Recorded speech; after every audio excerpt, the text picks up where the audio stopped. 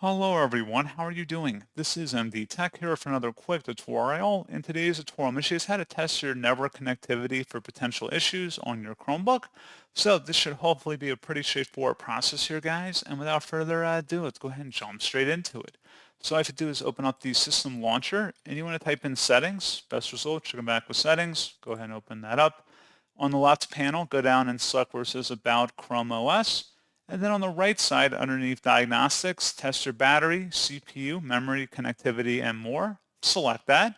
And then select the connectivity tab on the left side here. This is going to run a test on your network settings up here, making sure everything's working properly. And hopefully it will, and it should pass everything. If not, it should give you troubleshooting steps on how to resolve it. And that's pretty much it. So as always, thank you for watching this brief tutorial. I do hope that was able to help you out, and I do look forward to catching you all in the next tutorial. Goodbye.